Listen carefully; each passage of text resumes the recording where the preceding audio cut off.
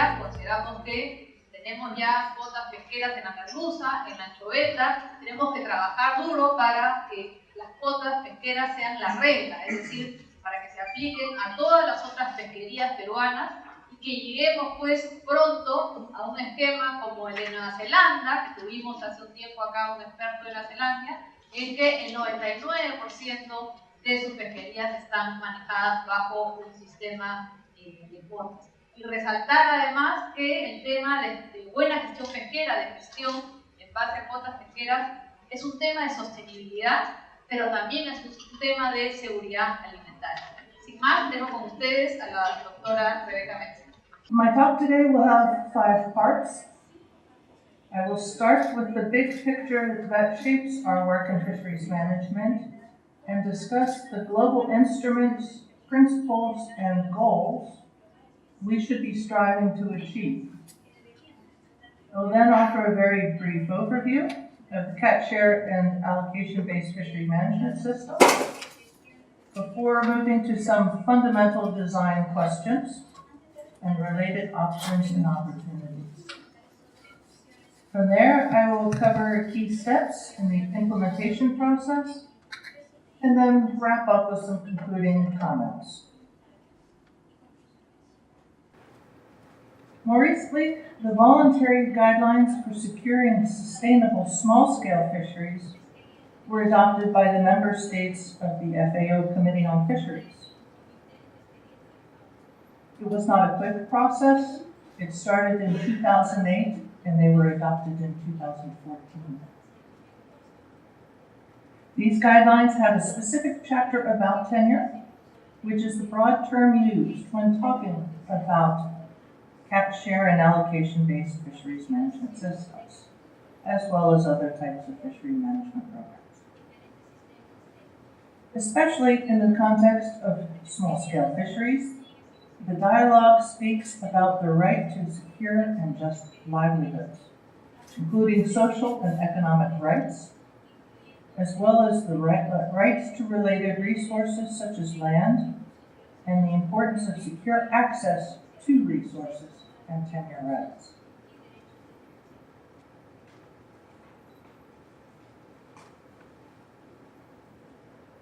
In addition to the chapter on tenure, which is available in the small-scale fisheries guidelines, we have the voluntary guidelines for the responsible governance of tenure of land, fisheries, and forests.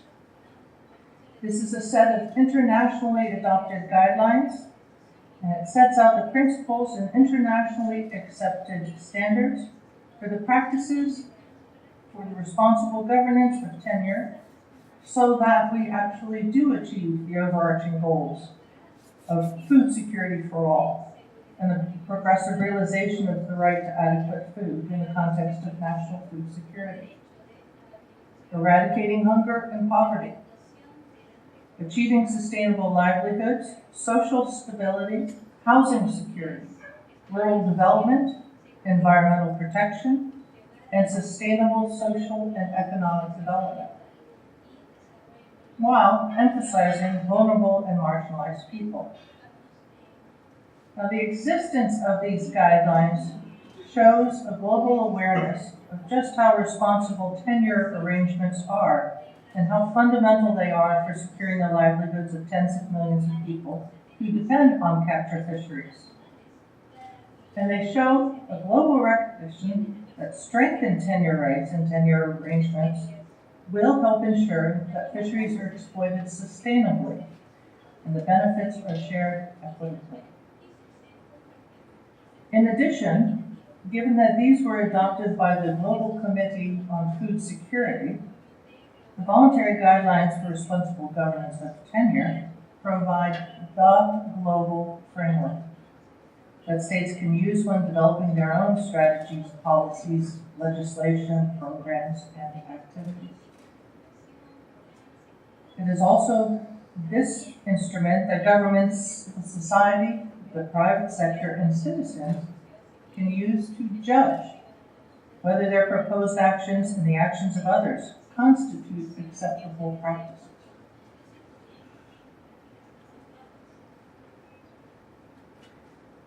How do they do this? The guidelines promote responsible governance of land, fisheries, and forests with respect to all forms of tenure, be it public, private, communal, indigenous, customary, or informal. Again, there is now awareness at the global level that responsible governance of tenure is important for positive development outcomes, for women's empowerment, for rural development, for environmental sustainability, and for food and nutrition security.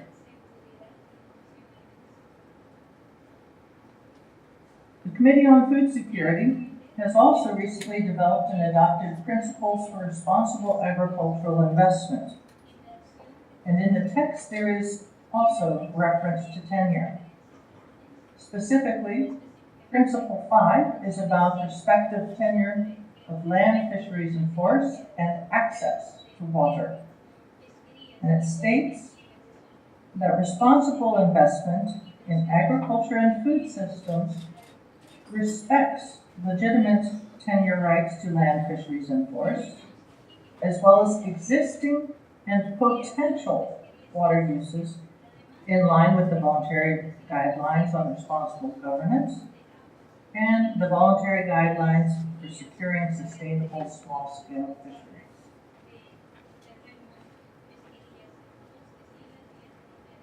Finally, to come to the current big picture that really does shape the options and opportunities we have in front of us when we're thinking about catch, share, and allocation-based fisheries management systems, we realize that we have the opportunity to contribute to strengthening the linkages between tenure and the Sustainable Development Goals, so that we actually are closer to achieving no poverty, zero hunger, good health and well-being, gender equality, decent work and economic growth, responsible consumption, and life below and above water.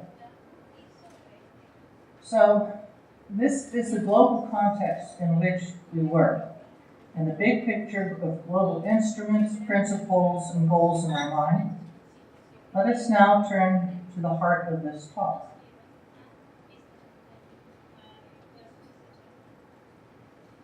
I'd like to begin this section of my talk with an overview of the elements, the components of catch, share, and allocation-based fisheries management systems.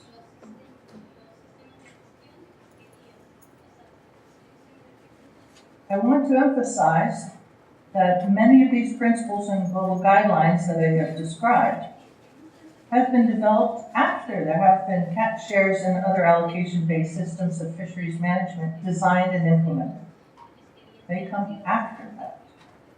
In some regards, this increases the importance of these guidelines because they have been developed to address some of the concerns and the issues that have been raised when designing and implementing allocation-based management systems. So let us now focus on the design of catch, share, and allocation-based management systems, for the day-to-day mechanics of operating these systems and on the processes we should follow when designing and implementing them.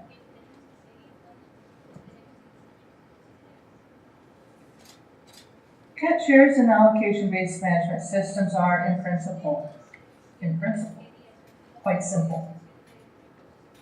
There is a total catch, and it is divided. That's allowed for the fishery in its entirety, and then this total catch is divided up amongst the participants as shares.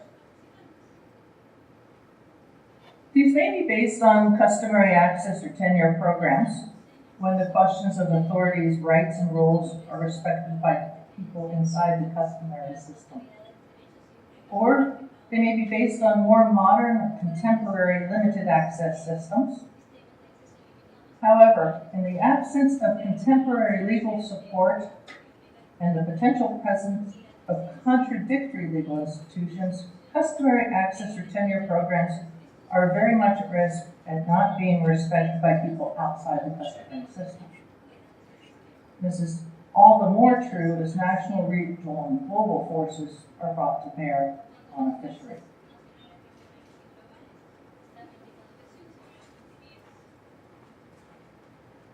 Now, although there are territorial user rights systems, management and exploitation areas for benthic resources, and group rights in fisheries clearly define who the fisheries are the participants are in a fishery in a particular area, and thus allocate areas to groups. I will not talk about them today, or at least not now. Quite often these are communally based and collective, although territorial user rights systems may also be issued on an individual basis. Instead, I'm going to focus on the many types of contemporary catch, share, and allocation-based systems that exist, and you can see a large list of them here. There are the designated access privilege programs, limited access privilege programs, and then what in English I call the Qs, because they have a Q in the name, community development quotas, community fishing quota programs. And these are the ones in which the shares are issued to the communities or groups of stakeholders, not to individuals. In addition, there are the very individualistic individual quota, individual transferable effort quota, individual transferable quota, and individual transferable share quota systems.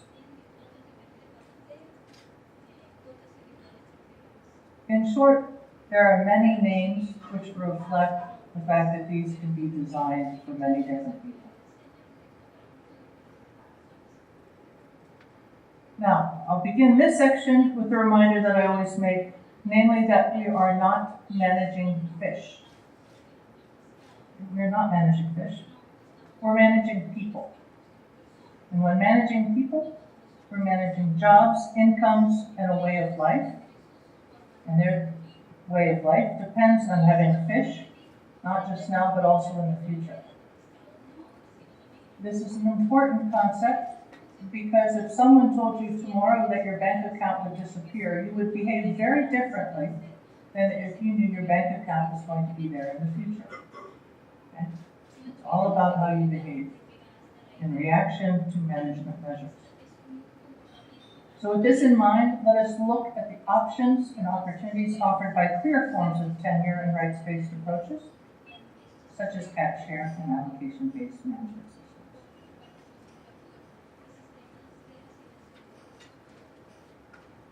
There are three design elements, three basic categories of questions to address when thinking about catch, share, and allocation-based systems. What type of catch share does one want? What are the mechanical and operational features of the shares? And what is the process of developing these shares?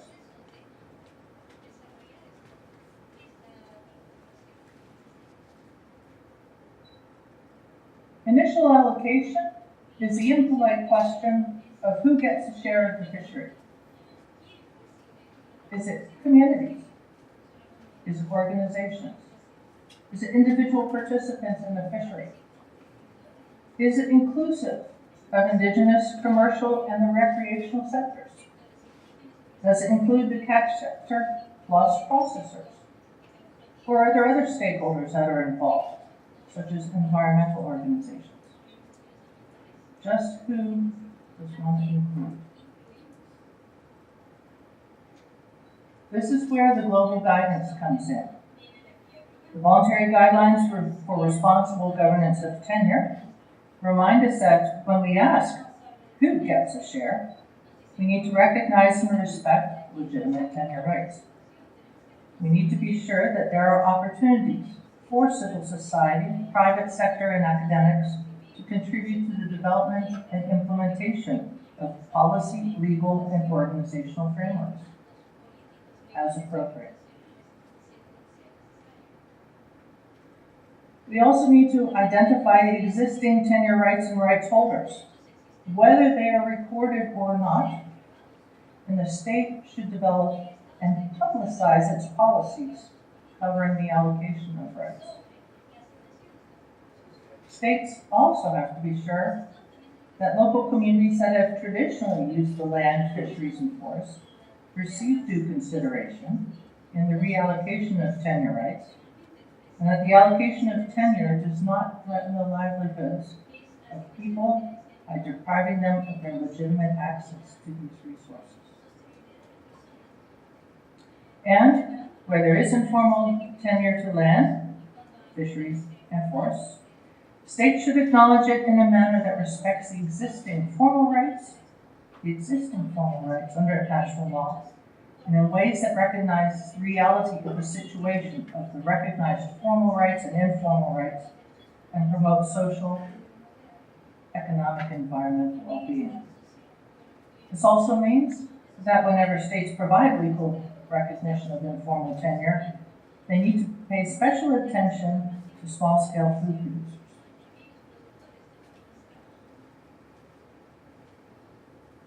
When we talk about initial allocations, we're also talking about how to share.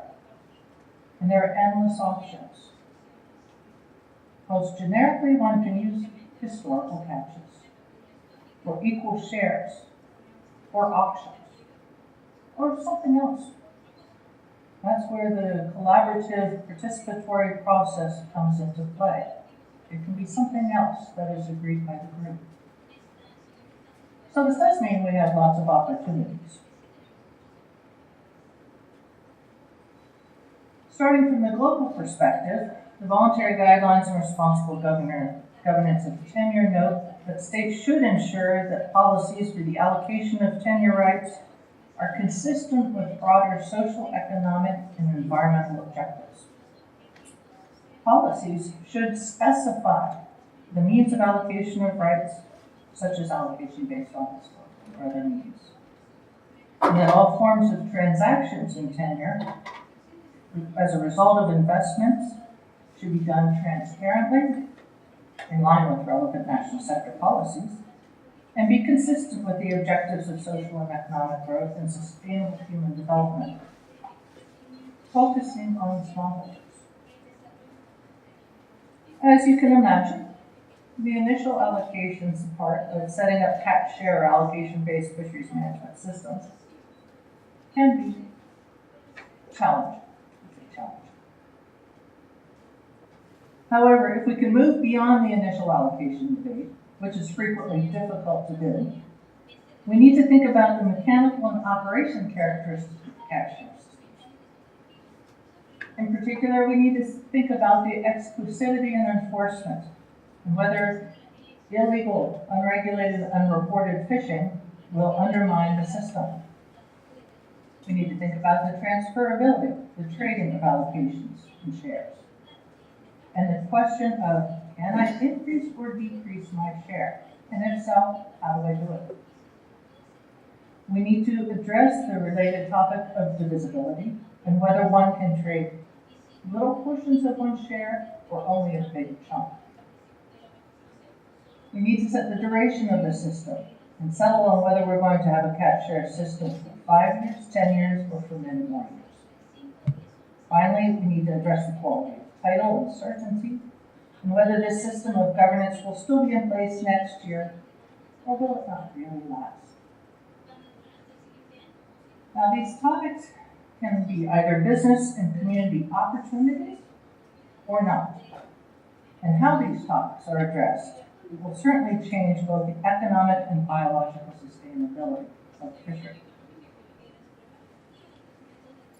Severe penalties, as well as well-educated judicial systems, are increasingly the norm, and that's because the public is becoming more aware of the need to support fisheries management rules.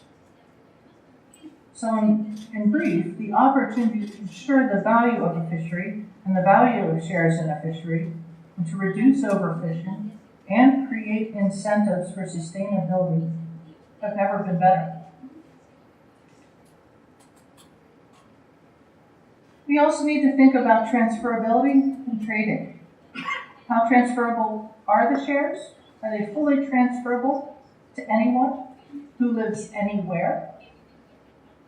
If there are restrictions on who can buy and sell shares, we need to think about both the social and economic trade-offs will be made. Similarly, if there are restrictions on the amount of shares that can be held by one entity, we need to be thinking about the sort of returns to scale there are in the fishery. Are lots of small players as convenient as one large player, economically and socially? And the livelihoods we may be trying to protect, and how many changes in the social fabric of the fishing community we may be causing with our answer to that question. Are there going to be restrictions on shareholders at local, at national, or at international levels? We need to think about tradability that can change the ease with which that stakeholders enter and exit a fishery. And why do we need to think about this? Because there are issues of unequal playing grounds, because of terms of unequal access to credit and capital, not only locally, but nationally or internationally. Some people can get big loans, some people can't. It's as simple as that. Communities, areas, and regions. Does one want to maintain communities or let shares move to where they might be most efficient, but perhaps not in one's community anymore? That changes social fabric. Consolidation caps. There are caps that mitigate the aggregation of shares in the hands of a few. Sometimes the initial limits are for a few years, then they're revisited, and then the fishermen frequently say, well, we want more consolidation, but not always. Now, those do have impacts on so-called progress, but they also have impacts on the community and what it looks like. It's these sorts of efficiencies and inefficiencies that need to reflect the balance between keeping social structures viable, ensuring contribution to the national economy, and the extent to which we do not want to even consider the outsourcing of fishing outside the country, perhaps. We also need to think about transferability as an entry-exit mechanism. And I say this because sometimes as we get older, we might want to think about retirement. And as we're younger, sometimes we want to think about getting into a fishery. Again, the voluntary guidelines for responsible governance of tenure have something to say about this. There are sections 11 through 22 that address transfers and other changes to tenure rights and duties. So those are important things that we have to think about. In terms of divisibility, and this is related to the topic of transferability, shares can be not divisible, they can be partially divisible or fully divisible. Depending on this, they can prevent or allow for upsizing and downsizing of one's operations. It can allow for some change, or allow for increased tradability to meet current fishing conditions, the size of different fishing operations, and the ability to enter or leave the fishery slowly or quickly. We also have to think about the duration of a cap share or allocation-based system, because that's about the length of time the rights and responsibilities of the shareholders will last. If they're short-term, such as 5 to 10 years or even 10 to 20 years, the incentive shifts that participants may actually have a reduced sense of long-term responsibility and the issue of sustainability. They will have reasons to overfish. They want to get their money now, not afterwards. And they will also have to decide if they're going to be one-time or ongoing participants in the fishery. You're only going to do it for a decade and then get out. Get in, overfish, and leave. Take your money and run. But if you're going to do it for a lifetime, for future generations, you're going to think differently about how you're going to catch your fish this year and next year. When we think about designing much longer-term systems, then we have to create incentives that are more directed towards first fighting hard to get a good initial allocation, but then the rest of it, the incentives will be working for sustainability and long-lasting fisheries.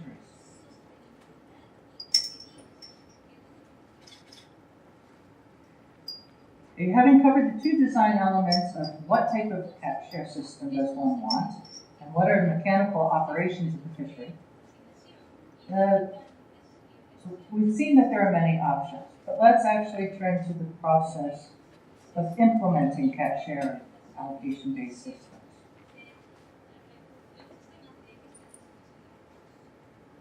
First, we need to consider the regional, national, and local differences.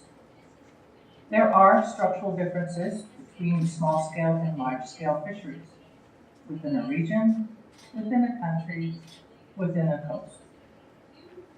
And in different countries, we have cultural and social differences, including the composition of stakeholders and their respective levels of organization, their capacity to organize, and their alternatives. People have different economic conditions, including access to finance and the ability, the accessibility, the possibility of diversifying their livelihoods. Political conditions and the rule of law are going to vary, as will the technology and data that are available. Because when working around the world, one has to actually design for these conditions. All of these will influence and shape how we deal with exclusivity and enforceability, security, transferability, divisibility, and duration.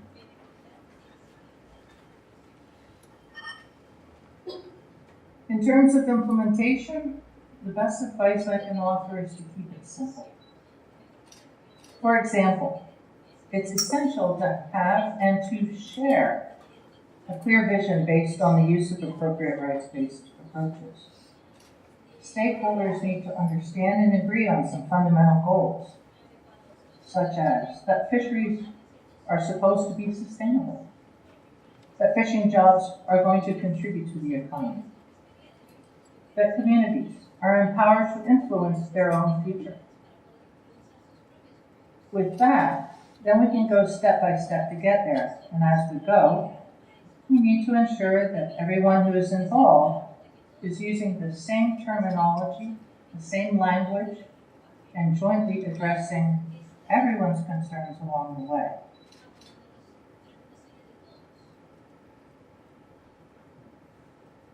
If we're going to implement a catch share or allocation-based management system in the fishery, what do we need to do? Well, step one is find the fishery. And in places where there are not any of these systems available, one thinks to look for simplicity. Now this is perhaps a strange second point, but to seek charismatic champions. If the community is not interested in doing something, it's probably not going to happen. It's as simple as that. Find interested communities and progressive people, and these are both at all ends of this age spectrum, be they youth or elders of a community, men and women, all along the value chain. It may not just only be the fishermen. It may be the women who actually process the fish, the market traders, or even the consumers at the end of the line who are interested. And one needs to look for existing structures or entities or organizations that can facilitate the process. Step two is to understand the context in which one is operating. Understand and clarify who is actually fishing. This means having conversations, looking through lists of licensees if they exist, talking with members of organizations. It's understanding the context of the fishery, not only in environmental terms, but also in political and economic terms. One has to understand and then start to define the who will be limited. Will it be limited by people, by locations, by the types of fish? Will it be local organizations or groups of organizations where it faces with the allocations? And one really has to get a grasp of what is feasible. And not just environmentally, but also socially and politically. I can work in a culture such as Vietnam or Cambodia, may not work in African culture, which may not work in Peruvian culture. So one has to think about this. Step 3, understand where you are along the path towards an appropriate rights-based system. Now in West Africa, this has meant licensing some 37,000 fishes. 37,000. Now that actually took several years. People thought, oh, we can just do this instantly. No, you have to make the license. You have to do the paperwork. You have to talk with the people. It takes time. If one already has a licensing system in place, that's great. But so one's looking to see if some of the design details already exist that one can build on. Then one needs to bring in all stakeholders and create the team. Now this means there are many different stakeholders and different communities that one needs to involve. With them, one can do an analysis of the strengths, the weaknesses, opportunities that are there in the fishery for moving to a cap share or allocation-based system. And one can actually do a gap analysis. What still needs to be done to move towards a cap share system? Where can one start and where is one going? Then that allows one to map out the steps of an implementation plan, which will need to detail the who, the what, the when, where, and how.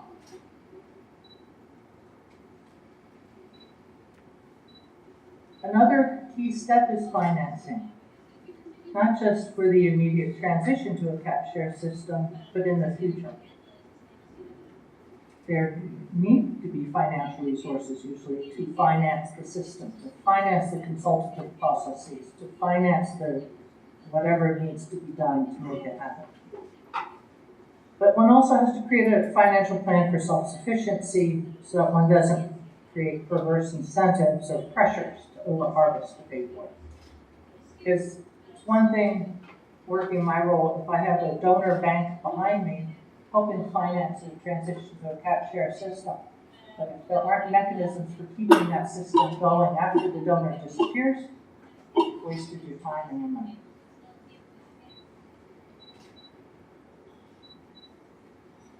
And in fact, one has to remember that investments involving all forms of tenure rights need to be consistent with the principles of consultation and participation, with those whose tenure rights and subsidiary rights might be affected. And also, that if there are large-scale transactions of tenure rights, including acquisitions and partnership agreements, states need to make provisions for different parties to conduct prior independent assessments of the positive and negative impacts of those investments. And that states should ensure that the existing legitimate rights are not compromised.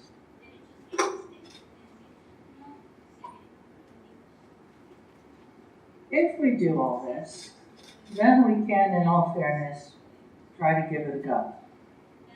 Which will mean also having monitoring and evaluation systems in place, and I will say, if absolutely necessary, improving the system. But doing that by very carefully addressing existing challenges. And the reason I am so cautious about changing an existing system is that people invest according to the rules that they have to operate by. They're under command and control, fisheries management, typical management about seasons, about the types of gear, about the size of vessel.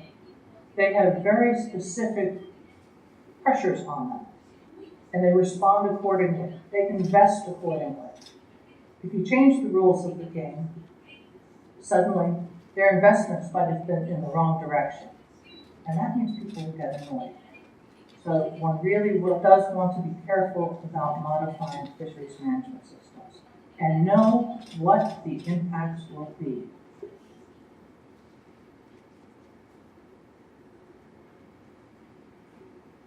This has been a lot to digest because we're no longer thinking about the rules that just protect fish stocks, regardless of the impacts of those rules on fishermen, businesses, and communities.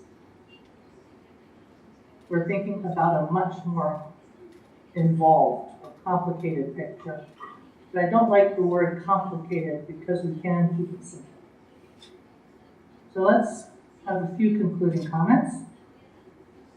I started with the big picture that shapes our work in fisheries management, and discussed the global instruments and principles and goals that we are striving to achieve, and against which countries have to report. SDGs have reporting responsibilities by states. I then offered a very brief overview of the fundamental design and implementation issues for catch, share, and allocations-based fisheries management systems.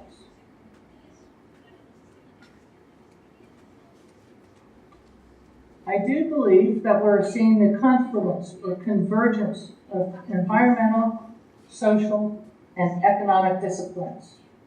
We've moved past the time when only one discipline, be it either conservation or economics, dominate the design of fisheries management systems.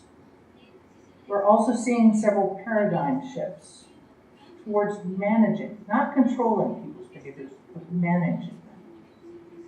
Towards thinking about businesses and livelihood impacts that rules can have. There's a shift in the process towards inclusionary, co-management, participatory approaches. The way in which we do fisheries management has changed.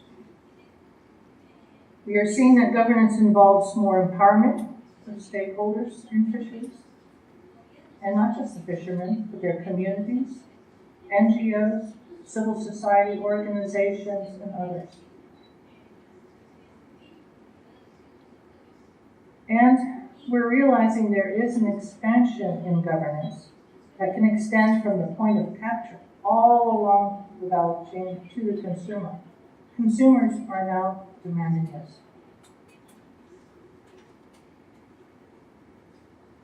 When we talk specifically about catch, share, and allocation-based management systems, we need to keep in mind 4 things.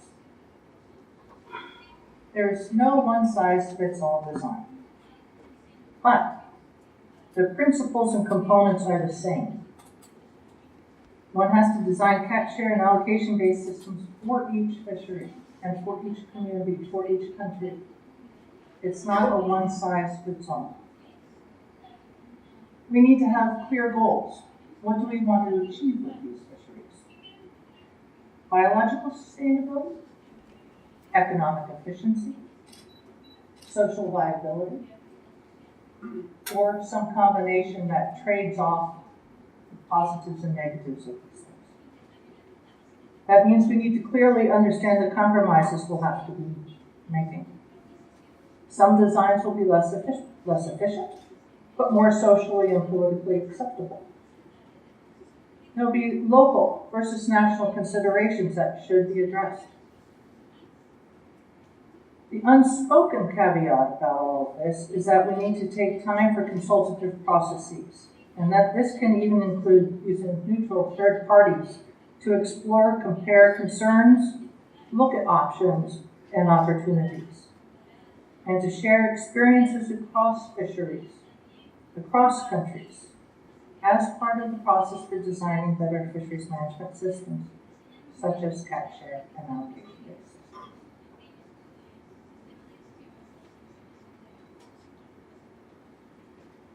Finally, in closing, I would like to point out that this is an ongoing discussion. It's not just one that's here in Peru, but it's going on around the world. We have global mandates, we have global goals. We also have the tools, appropriate forms of tenure, which include catch, share, and allocation-based fisheries management systems, to achieve our goals. But we frequently don't have the opportunity to share our knowledge and their experiences So I do want to call attention to an activity that's coming up. It's a global conference entitled Tenure and User Rights in Fisheries 2018, Achieving Sustainable Development Goals by 2030. This is a conference that's being co-organized by the FAO and the Republic of Korea in Yosu, where the expo was held a few years ago, from 10 to 14 this September. The conference is going to look at all forms of fisheries management, including catch, share, and allocation-based systems, to see just how do they help us achieve our sustainable development goals. Do they help gender equality? Do they result in sustainable consumption? Do they result in sustainable production? Do they alleviate poverty? Do they contribute to food security and nutrition? So it will be your experience in Yosu that will be requesting in the form of case studies so that we can move that forward. So this is a stay tuned, sort of save the date.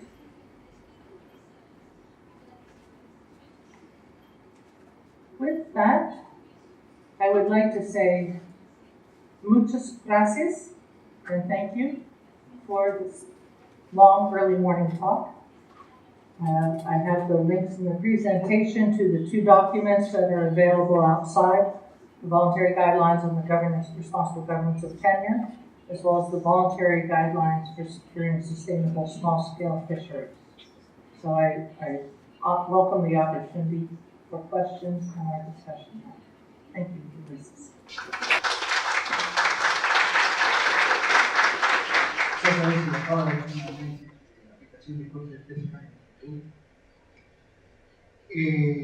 Actualmente la FAO está asesorando a algún país como lo hizo al Perú entonces, la aplicación de cuotas de pesca, sobre todo en la pesquería artesanal, porque la experiencia mundial indica que las cuotas de pesca industrial han sido un éxito, no hay poco que investigar y saborear, se puede mejorar, ¿no? Pero fundamentalmente ya tenemos en las principales pesquerías del mundo de oferta industrial cuotas de pesca.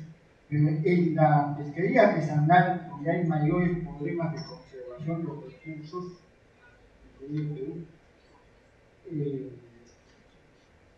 ¿qué experiencia tiene FAO en la aplicación de cuotas de pesca o sistemas similares a las cuotas de pesca?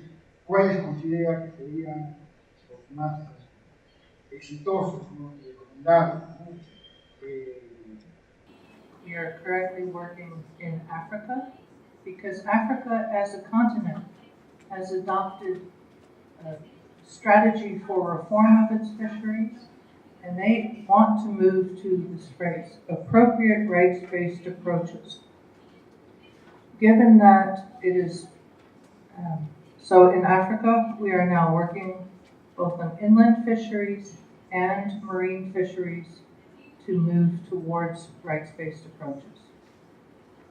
In Southeast Asia, both in Vietnam and Cambodia, there are moves moving towards rights-based systems, and that is a very slow process.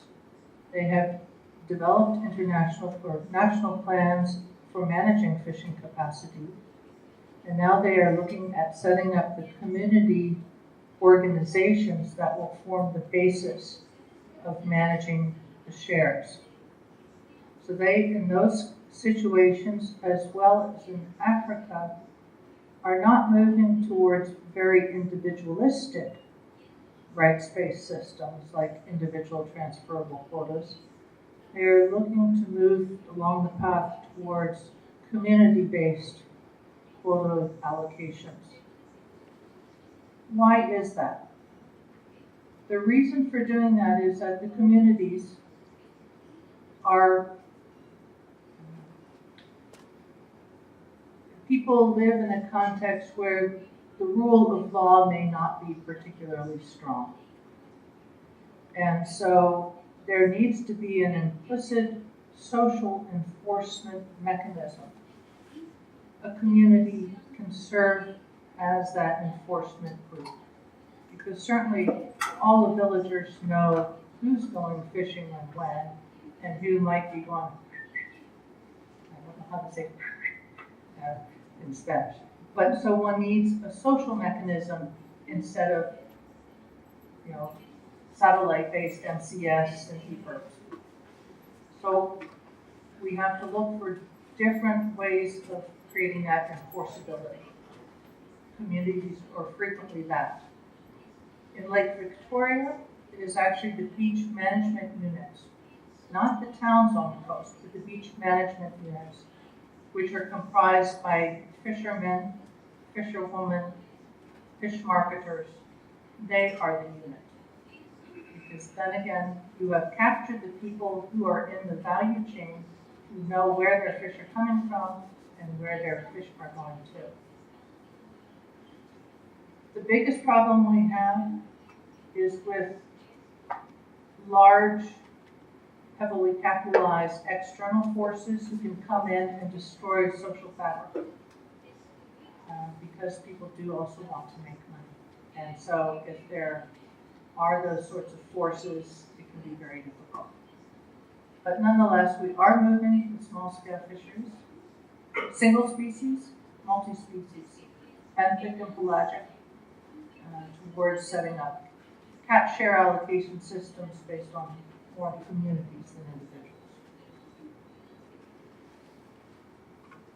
Mi impresión es de que el factor independiente del hombre en la contaminación o lo que influye en el clima, hay un cambio natural.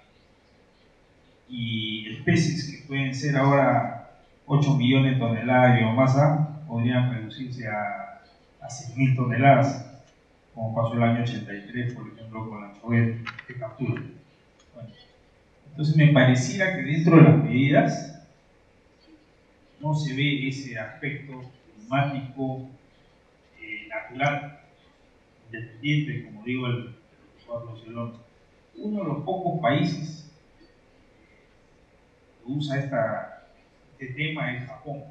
Japón habla de los cambios de régimen y fijan sus cuotas basadas en eso desde el año 1900. Entonces, en el caso de Perú,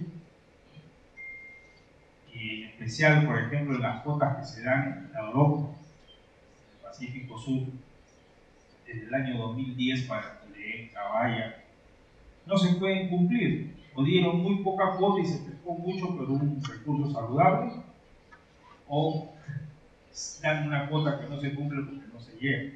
Y eso es debido a la parte oceanográfica, que ahora es posible conocerla en tiempo real con los numerosos equipos que existen, ¿no? Entonces, esto me pareciera que por ahí falta algo introducir en la FAO a nivel mundial para poder manejar mucho mejor los recursos independientes de las cuotas. In fact, that is the one huge lesson that New Zealand learned in the 80s. Because when they moved to ITQ systems in New Zealand, they initially set them based on tonnages. And that was a disaster because fish stocks change. And so I always talk about catch shares or allocation-based systems. They're always percentage-based so that they can float with the stock, with the availability of the stock, with the climatic conditions. Now the challenge will be that not all stock assessment is perfect or even exists. But I will, and my scientific friends sometimes get nervous when I say this, it doesn't matter. You can talk to fishermen and you can figure out what's happening with the stock. You have to talk to quite a few because otherwise you might not hear the full story. But you can get a sense whether the catch is up here or whether it's really gone down here. And you can set a number. You can't just go, okay, here is the total allowable catch this year. We're going to see how people do.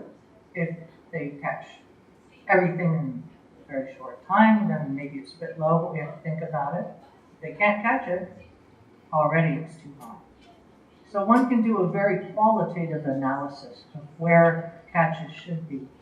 if one knows the sector, if one knows the particular fleet.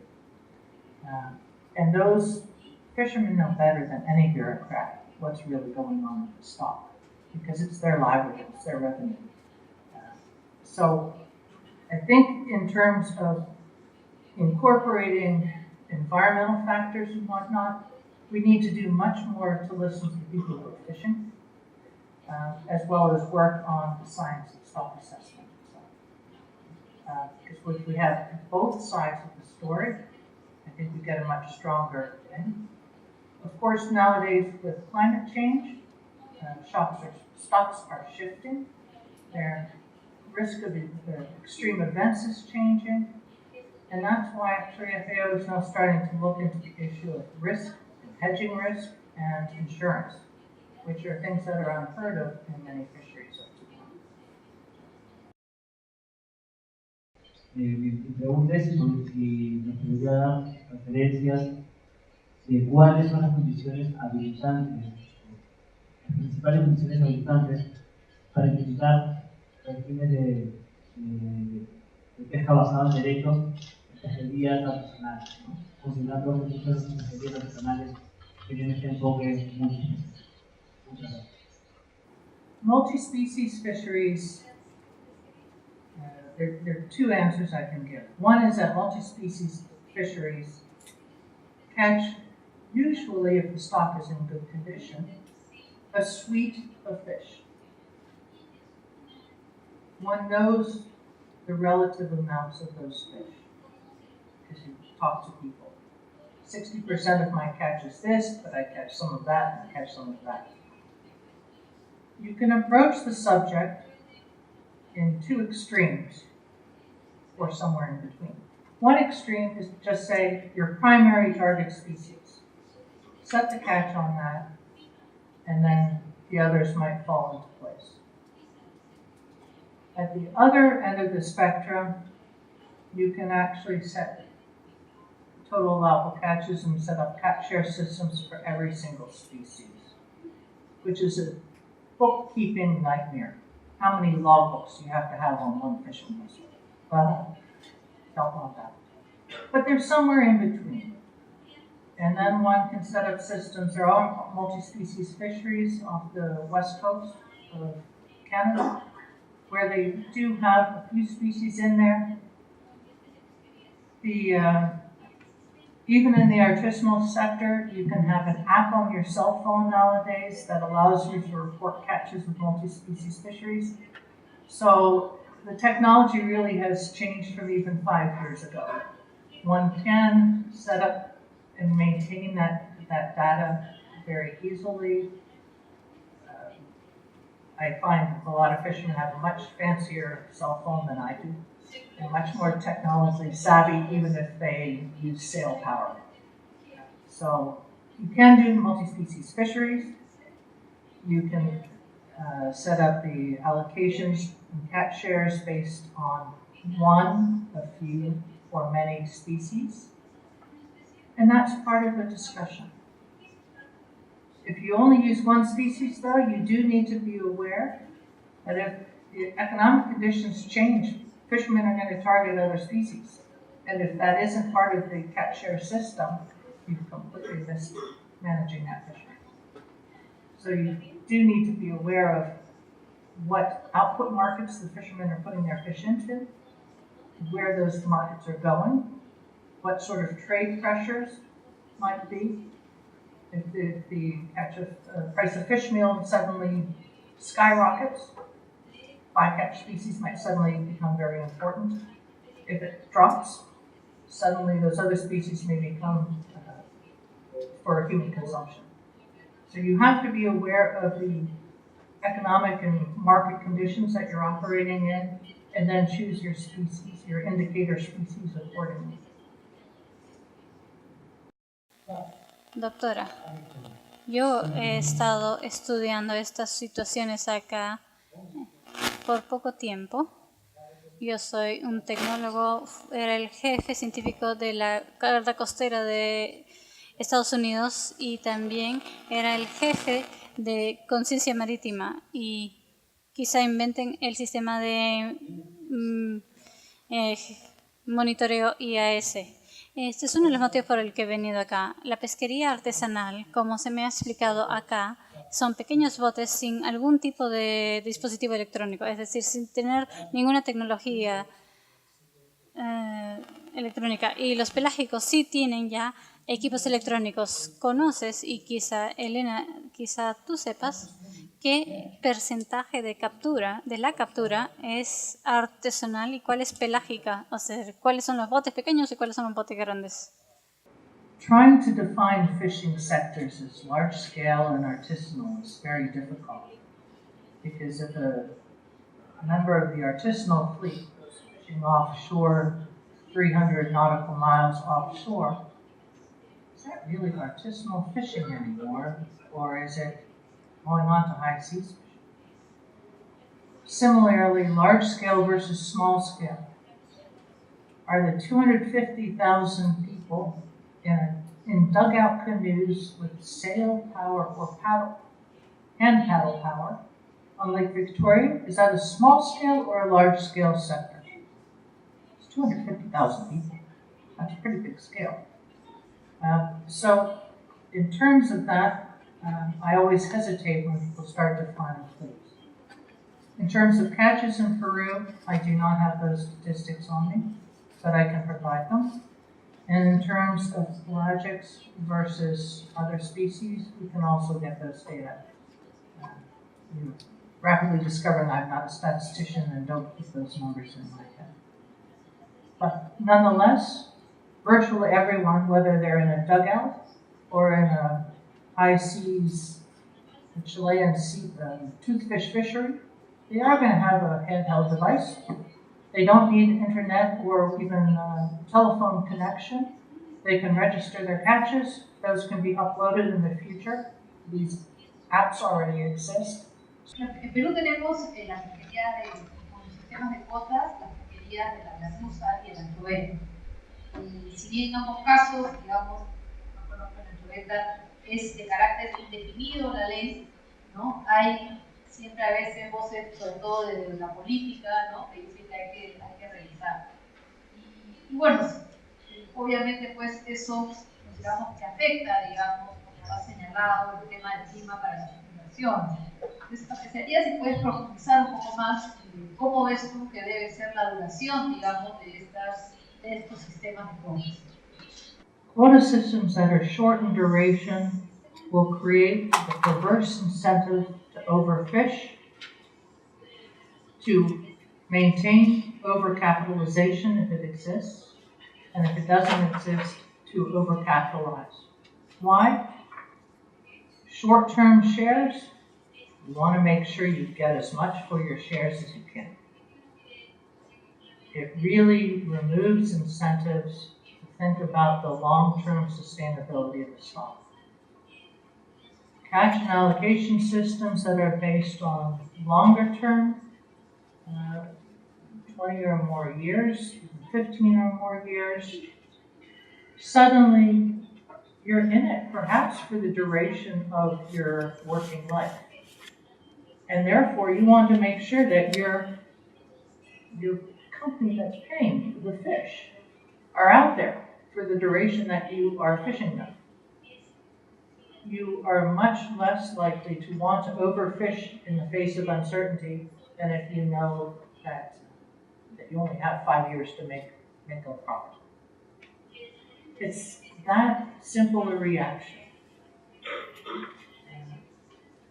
So what happens at the end of an allocation system? What it means is that at the end of an allocation system, however short or long it is that you have to go through the initial allocation arguments all over. And that's going to take years. In the meantime, your stock is getting put under pressure. So if you have a long-term catch system, there's every incentive to minimize your arguments and the energy spent arguing and talking to your politicians to change things. Because you know the world you're operating in. It's going to be there for 20 or more years. Okay? Work with it. If you're having to change every 5 years, you're going to spend 5 years advocating for your new position. which means a lot of time, energy, and effort. While at the same time, you're going to be wanting to make as much money out of the stock as you can. That's a very business sort of decision, short term versus long time. If your model is one of serial depletion, short-term catch quotas make sense, but only if you want to wipe out the stock and move somewhere else. So you can see fisheries around the world that model has been applied. People go in, they overfish, and in 8 years they move on to the one that's slightly further away, slightly more expensive in terms of freight costs, things like that. They overfish that one, and they move on. So it depends whether you're talking about local fisheries, global fishing. Are you talking about being in it for a long haul as a livelihood and a way of life, as a business, maybe even an intergenerational business? Or are you just in it to do something for a few years and then go on and do something else? Now, depending on your answers, you're going to have very different answers on whether you want short-term or long-term catch share systems.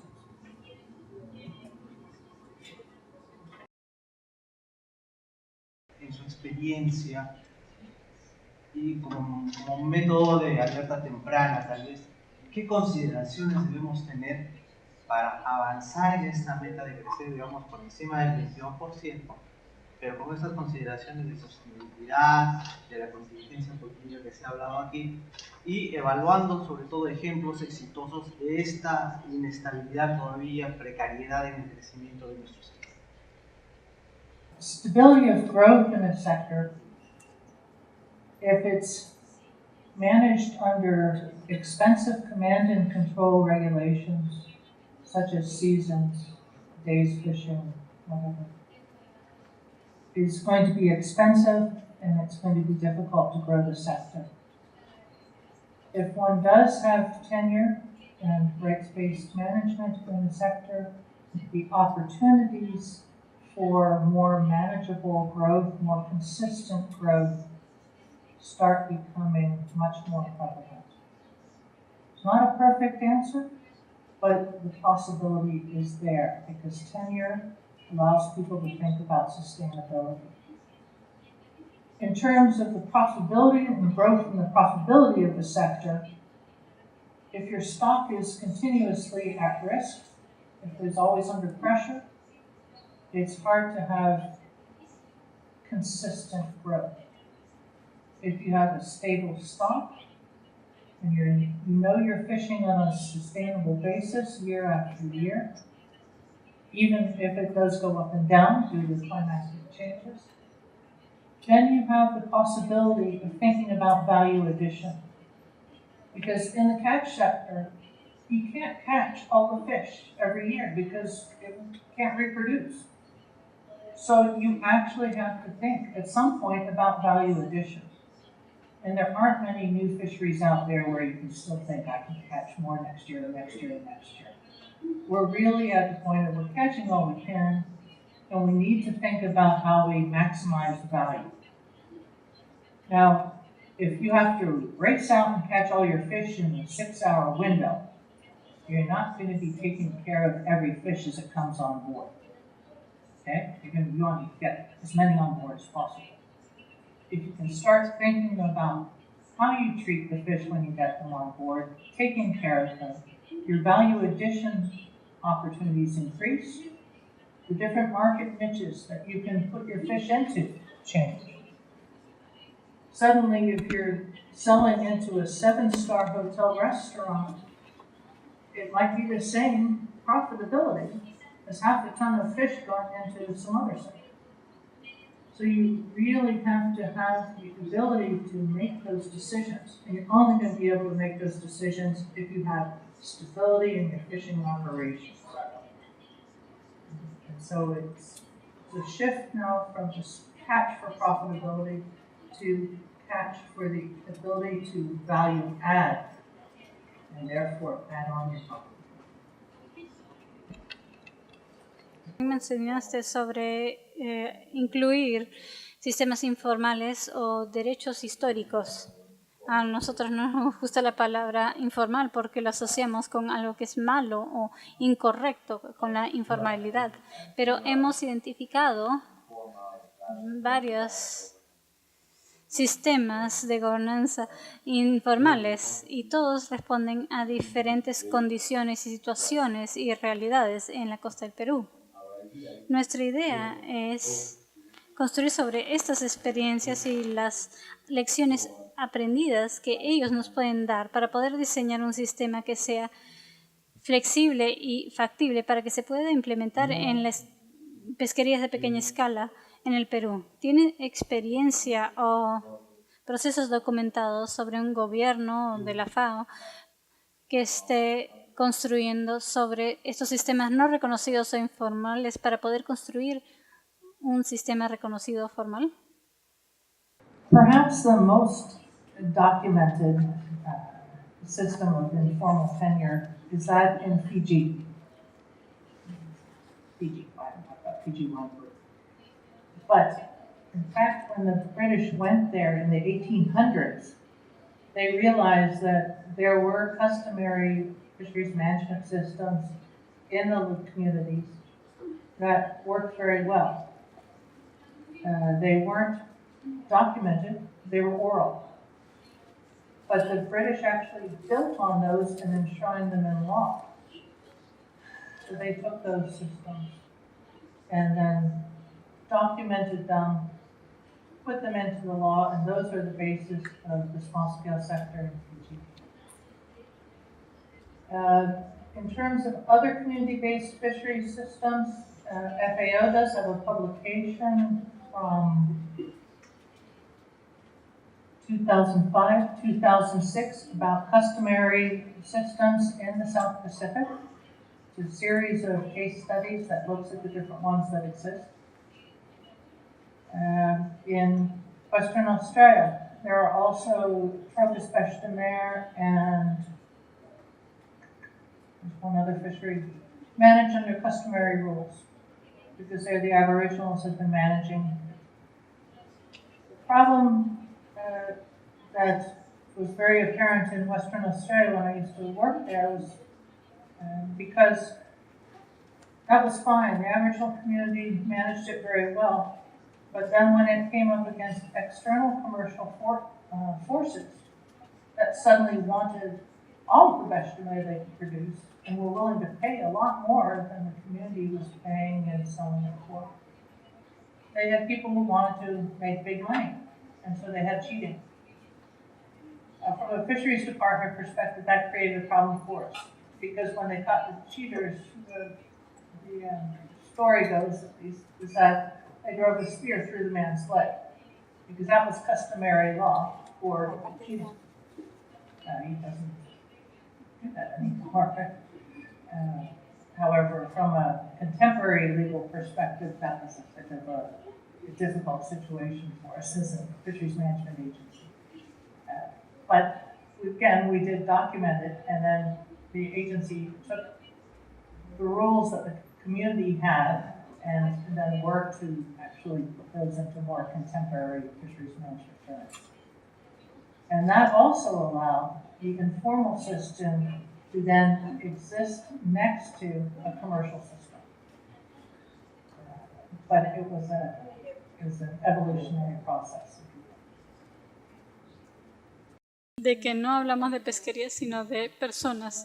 Y luego hablaste del principio, 8.7 si no me equivoco, que teníamos que incorporar sostenibilidad económica y la perspectiva ambiental en nuestros modelos. Entiendo que tenemos que desarrollar un modelo, un sistema, un programa que pueda servir a largo plazo, y como economista pienso sobre la sostenibilidad y competitividad, y para que eso ocurra tenemos que crear incentivos, y cuando hablamos de incentivos tenemos que llevar a la conversación al departamento económico, y luego se vuelve complicado porque cada sector va a tener cada sector va a tener una idea de qué significa la competitividad. Entonces, ¿tiene experiencia en algún país donde un departamento de pesquería trabajara junto con un departamento económico para poder desarrollar un modelo eficiente? Situations, yes, there are. And in fact, one that has come to mind is in Namibia. Because there the Department of Environment manages their offshore resources in terms of mining, in terms of oil and gas and those sorts of things. Whereas the Ministry of Natural Resources and Fisheries is in charge of fish. Very recently, in the last 5 years or so, and that's quite recent, we actually worked with the Ministry of Environment to get the two departments talking with each other. Because frequently environment is thinking about marine protected areas and nothing else. Fisheries department is thinking about the people who have fishing as a business and livelihood and a way of life. In bringing the two groups together, we realized that we could actually work together to make sure, because fishermen want a decent environment, because if they don't have a good environment, then the fish aren't happy and then they don't have fish. So that picture came full circle. And instead of being adversaries, the two departments could become collaborators. And they worked with the fishermen to talk about the location of marine protected areas that would benefit not only the sort of coastal areas that needed protection, but also the nursery areas where the fish were breeding. So that was a nice win-win.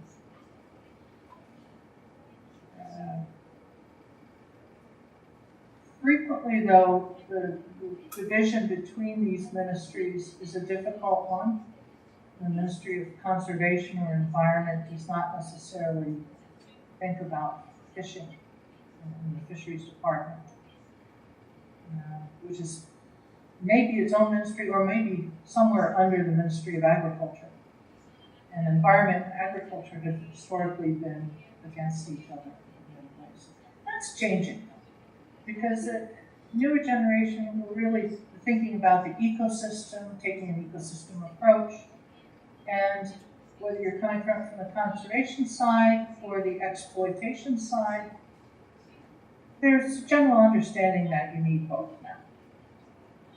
And even the Convention on the Conservation of Biological Diversity, we're working very closely now, FAO Fisheries Department, with the CDD to actually make sure that conservation goals and objectives and the ones in the Sustainable Development Goals are met in a way that's ecosystem friendly and also business friendly.